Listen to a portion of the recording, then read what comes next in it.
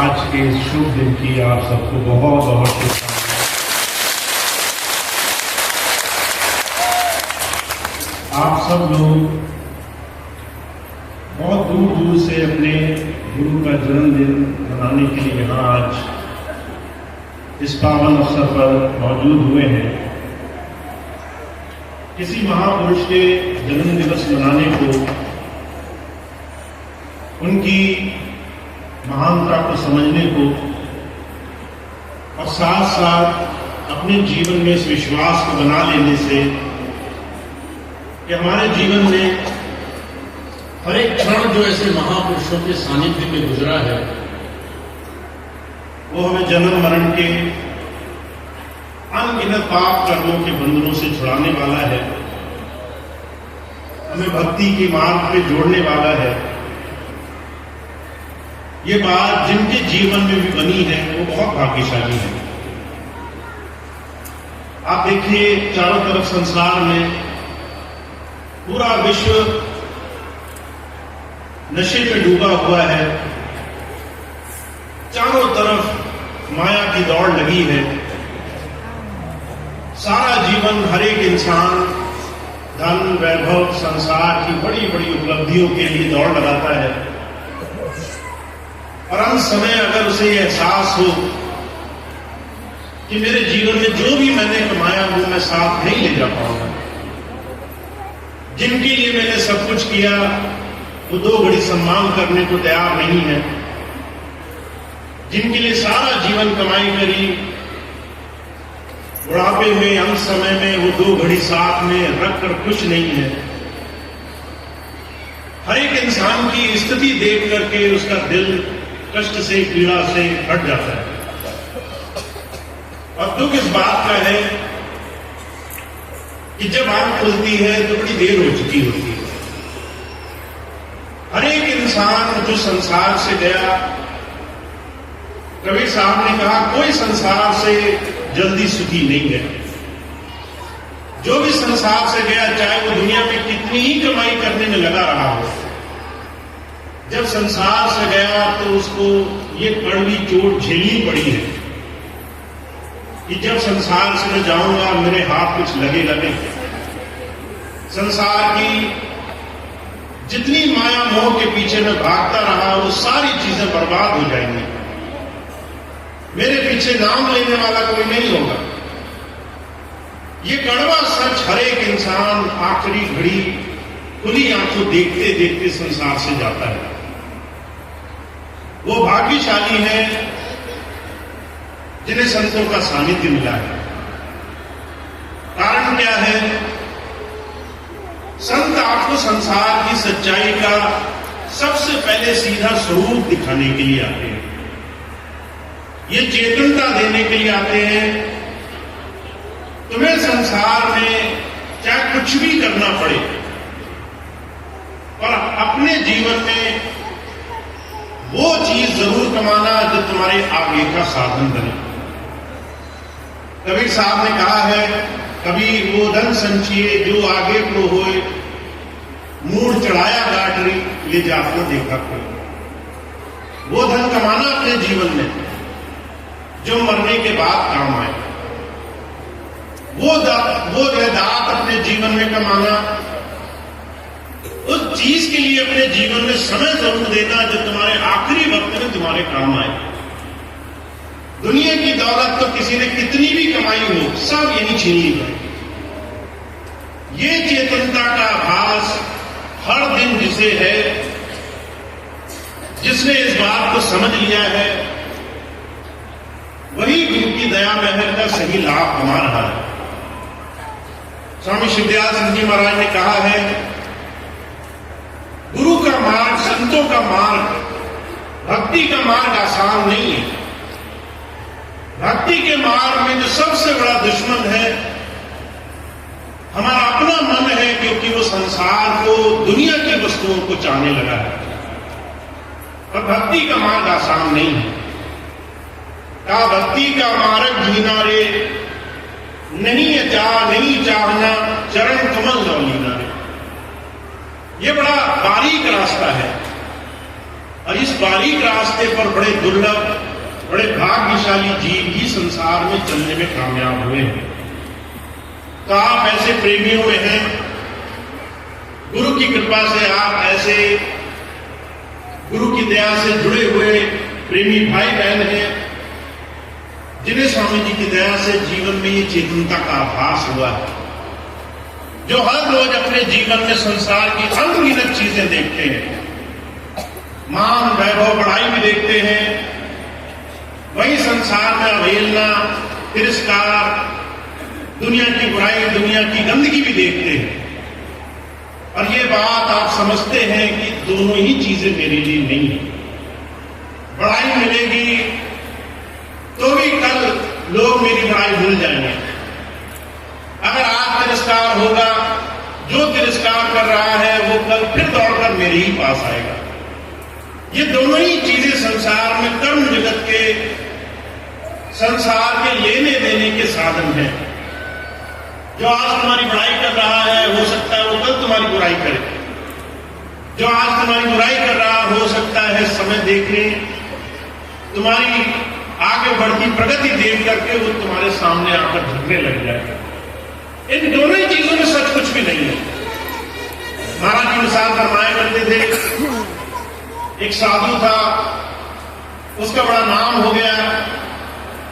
एक दिन बाजार में खड़ा था, एक बैल बड़ा पूरी तरह से काबू से बाहर हुआ, उसके पीछे उसका मालिक दौड़कर उसे रोकने की कोशिश करता रहा।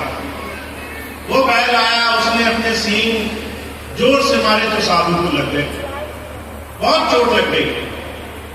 लोग बड़े नाराज हुए, ऐसे महात्मा, ऐसे संत को चोट लग गई।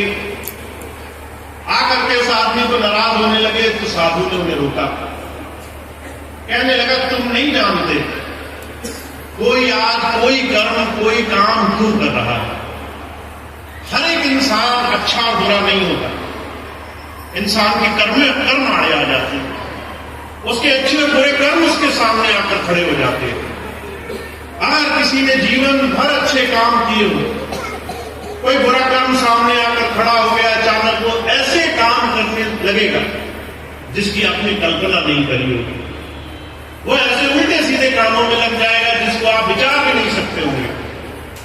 जिसने सारा जीवन पाप कर्म किए होंगे, अगर कोई शुभ कर्म उदय हो गया, उसके जीवन में पलटा खा जाएगा, उसके जीवन में परिवर्तन हो जाएगा, उसके जीवन में सत्व का बोध होने लग जाएगा। ये दोनों ही चीजें संसार में कर्म के विधान से रची हैं। जब संत आते हैं, कहते हैं चेतनता को धारण करो। कोई अच्छा बुरा नहीं होता। लोगों के कर्म उनके सामने आए आ जाते हैं। लोगों के कर्म ऐसे होते हैं जिसके कारण वो संसार में भोग भोगे बगैर चूक नहीं सकते।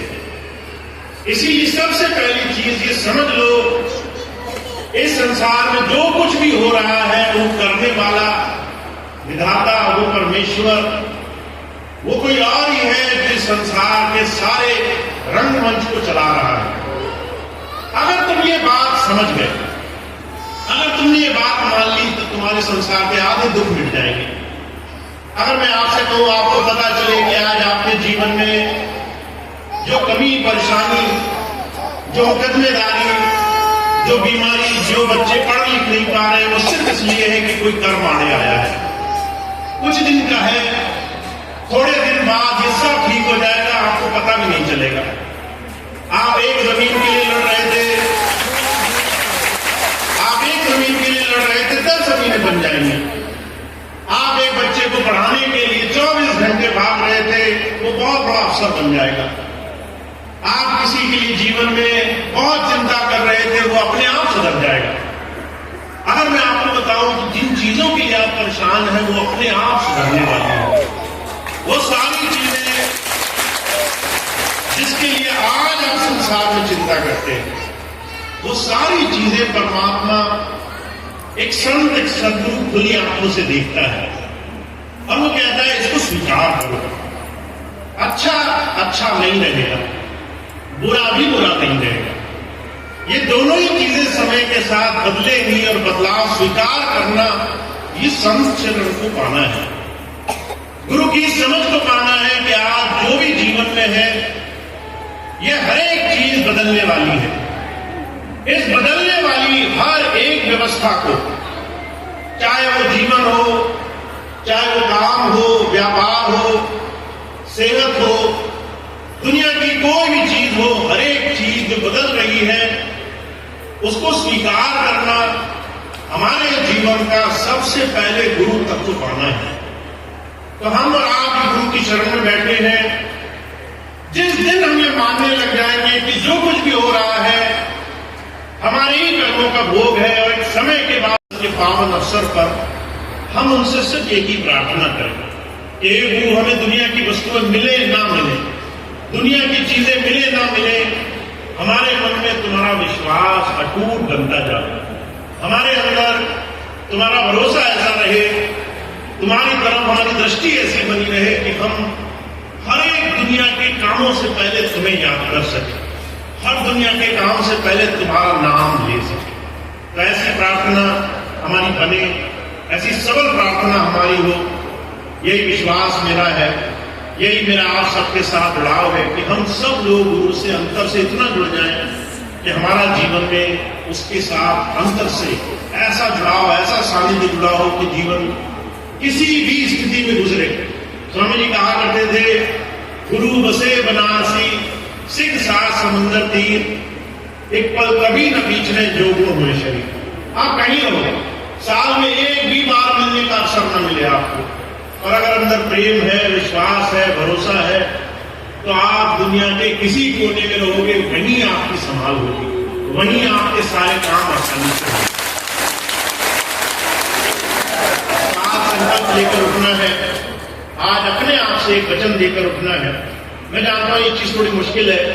जब मैं कहता हूं संकल्प लेना, तो संकल्प लेने में लोग एक दूसरे का मुंह देखने लग जाते हैं। संकल्प कैसे लिया जाए? संकल्प अपने आप से, अपने अंदर संकल्प लो। आप जो अपने आप में वचन दे दो अपने गुरु को, उसको पूरा कर दो, और उस वचन को आप अपने हृदय में, मौन में, एकांत में, अपने आप में ही ले लो, और आप पूरा प्रयास करो कि मैं अगले आने वाले 30 दिन इस तरीके से अपना जीवन गुजार पाता हूं कि नहीं गुजार पाता। और सिर्फ 30 दिन की बात है। अगर आपने 30 दिन ये कर लिया और 31 दिन आपका काम ना बने, तो आप आकर के मुझे शिकायत करना।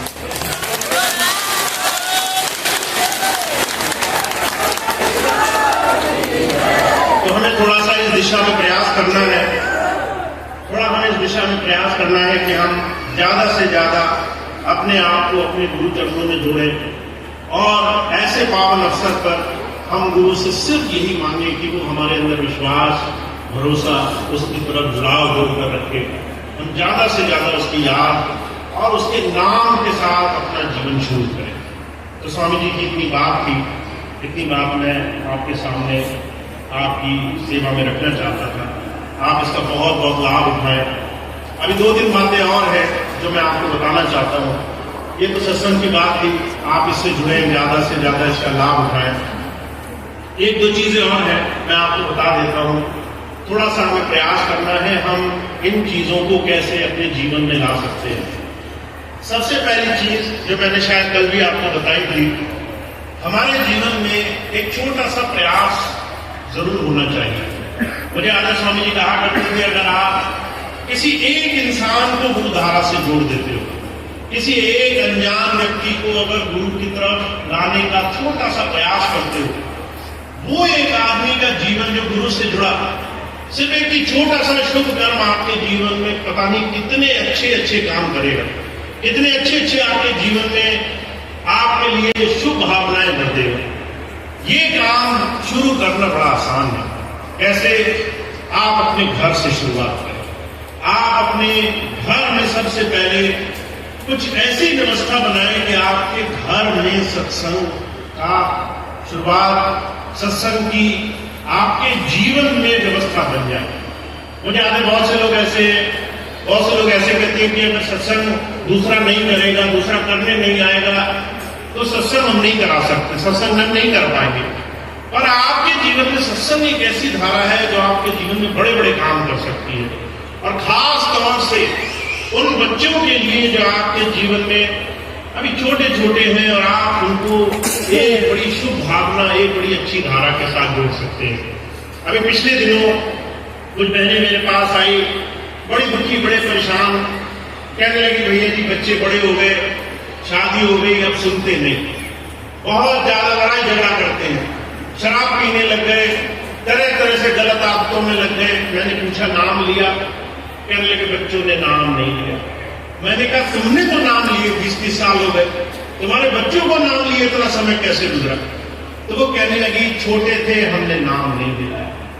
जब आप अपने छोटे बच्चों को सारे काम करा सकते हो, वो आपसे मीठा मांगे आप मीठा दे दोगे, वो आपसे कहें कि हमें कुछ देखना है, बाहर से खरीदना है, आप हाथ में पैसे पकड़ा दोगे, वो आपसे कहेंगे कि हमें खेलने जाना है, आप खेलने की आज्ञा दे दोगे, वो आपसे कहेंगे कि हमें कुछ और काम करने हैं, वो आज्ञा दे दो, सारे काम आप करते हो।